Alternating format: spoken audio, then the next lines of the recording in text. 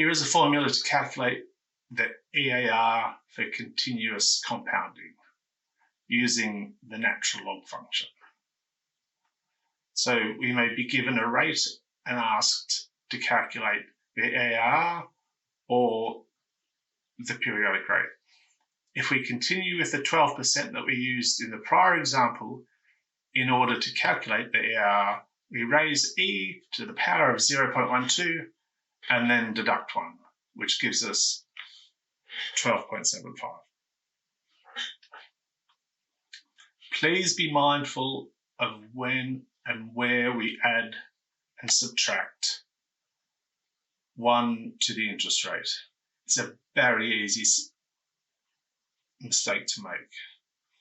All you really need to remember is that the interest rate is 0.12, whereas the future value of $1 at that rate is 1.12. And this is also known as the future value interest factor. Secondly, if we're given the continuous compounding rate and asked to calculate the APR, we effectively have to perform the reverse of using the natural log constant e, which is taking the log function, and as you can see, 12.75 plus 1 to log gives us 12%. This is really one of those areas that very much benefits from moving through practice questions as well.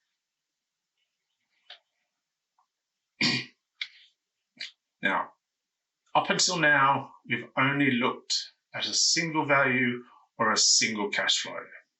Now we're going to take a look at a series of payments or receipts, of which there are two types: regular or equal cash flows or irregular and unequal cash flows.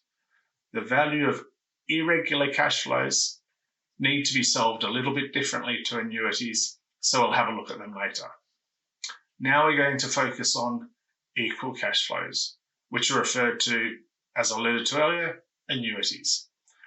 We have two types of annuities, as you'll be familiar with.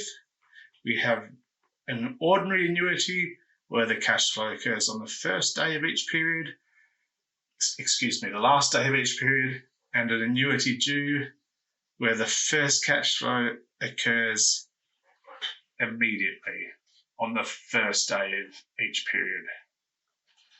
Both types of annuity are a fixed cash flow received on a fixed date for a finite period of time. The distinction lies in when the cash flow is received. I've also included a perpetuity here, as although it's a regular equal stream of cash flow, it does not have a fixed date, i.e. the payments or receipts are made or received forever.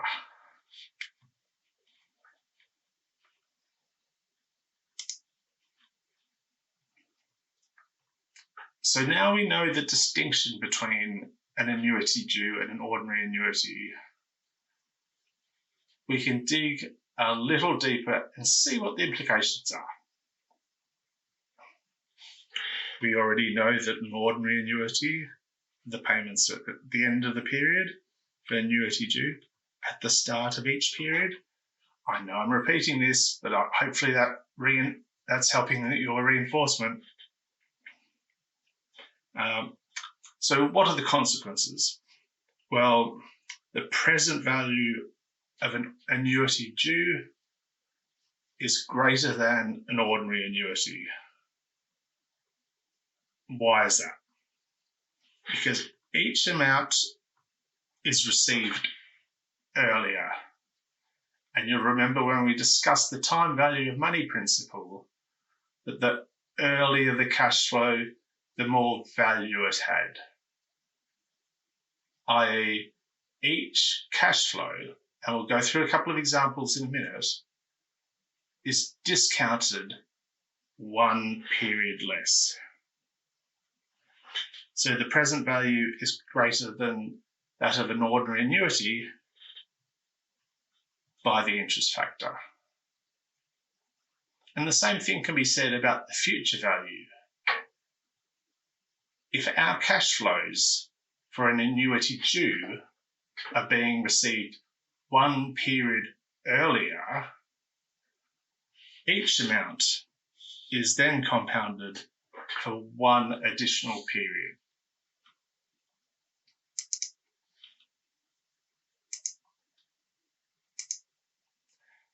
Now you're going to calculate the future value of an ordinary annuity that pays us $1,000 a year for 5 years, and we expect to receive a rate of return of 5% per annum. As it's an ordinary annuity, each instalment is received, as you now know, at the end of each period. So that will be when we receive our first payment. The first instalment received at the end of year 1 will earn 5% for 4 years. The second instalment received at the end of year 2 will receive 5% for 3 years, and so on. Adding each compounded cash flow independently gives us a future value of 5,525. So what conclusions can we draw? Firstly, none of our receipts earn interest over the full 5 years. And the final receipt doesn't have time to earn any interest at all. Here I've included both the formulaic method and certainly the longhand method and the calculator method. I would encourage you, and I can't stress this enough, please get used to inputting present values, payments, periods, interest rates, and future values into the time value of money functions for your business calculator, because again, it's an easy area to slip up on, particularly with the positive and negative signs. Unless you are specifically required to learn the formula, I would recommend you use your calculator. I haven't seen any courses where people are required to use or derive the formula. So unless you're specifically asked to, I would just set it aside. Now you're calculating the future value of an annuity due. With exactly the same values, so you can immediately draw a number of conclusions. The first instalment is received immediately at the start of the year, and will earn 5% for the full 5 years. The final receipt also has time to earn interest. So ultimately, we know that the future value is going to be higher than an ordinary annuity. And it's going to be higher by 1.05, which again is the interest factor, 1 plus I, from a couple of slides ago. Please note though that because payments are now occurring at the beginning of each period, we need to modify our calculator. It should already be in the default end mode for ordinary annuities, so we need to follow the instructions to set the payments at the beginning of each period for an annuity due. I know financial calculators can be a bit fiddly, but you do have to become familiar with them. It's just part of the course, I'm afraid. I can also suggest 2 tips. You can always leave your calculator in the ordinary annuity mode and simply multiply your answer by 1 plus I. I know people have done that. And again, unless you're required to learn the formula, I wouldn't bother. It's particularly cumbersome and it's difficult to remember. I certainly find it is. Moving on to the present value of an ordinary annuity, we can see that the first amount is divided by the discount factor for 1 year, while the fifth payment is divided by the discount for the full 5 years. So again, we're going to be facing a lower present value, which comes out at $4,329.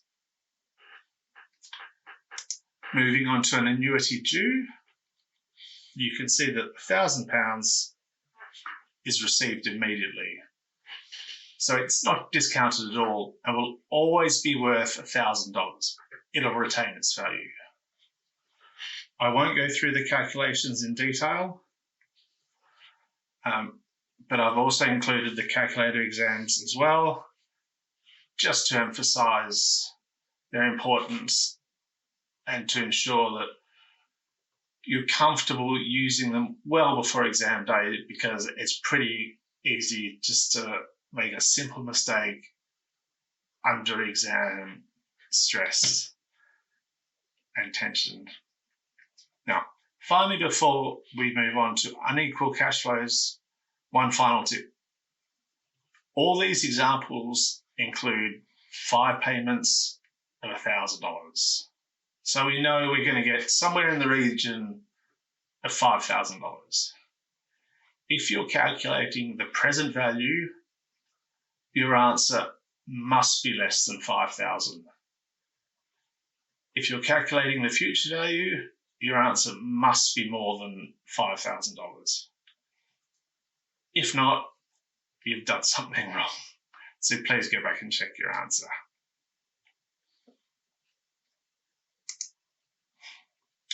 Moving on to calculate the future value or the present value of unequal cash flows, the principle remains the same, but we can no longer use the annuity formula.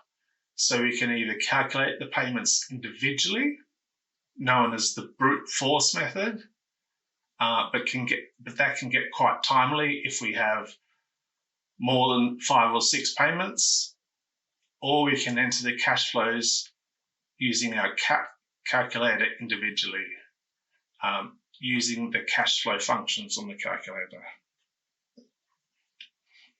And this is certainly something I would recommend. This comes up more often in capital budgeting and management accounting than for security valuation. In this example, we receive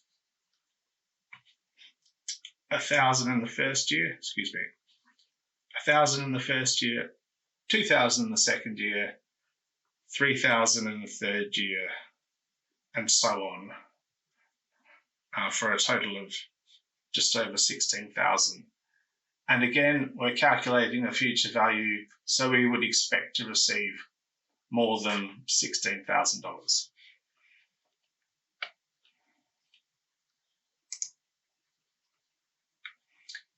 Here we are calculating the present value of unequal cash flows. We have an investment that pays $100 in 1 year, $200 in the second year, and $300 in the third year. All are discounted by their relevant interest factors, which gives us a total of a present value of $481. Please become familiar with the calculator instructions. They're not straightforward. After having done them for so many years, I still don't particularly find them all that intuitive, but I've just ground it out and learnt them. But they're also very easy to forget.